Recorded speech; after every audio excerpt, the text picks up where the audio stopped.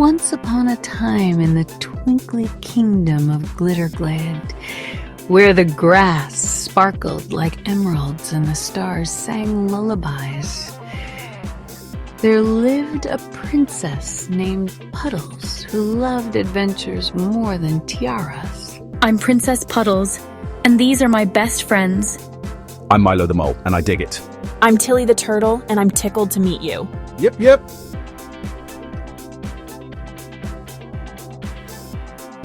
But one sunny morning, a loud snore rumbled across Glitterglade. Oh no, his snores are shaking the whole kingdom.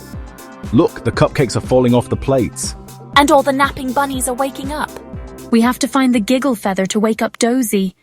And so our heroes set off to the Tickle Forest.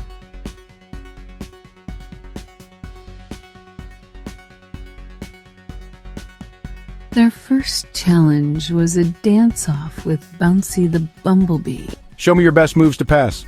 Watch me break it down. Oops, I'm just breaking. Whoa, dizzy. Let me show you my turtle twirl. Tilly's funky moves won them passage. Next, they faced the squeaky vine. Careful, these vines wrap around anyone who steps on them. Yep. Fluffle's fluffy tail made the vines laugh so hard, they let everyone pass. Finally, they met Grumble the grouchy gnome. I challenge you to a staring contest. Challenge accepted. Watch this funny face.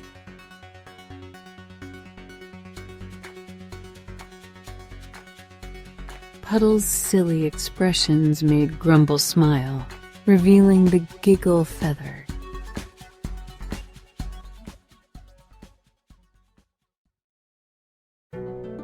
With the feather in hand, they raced to Dozey. Wake up, Dozey. Tickle, tickle.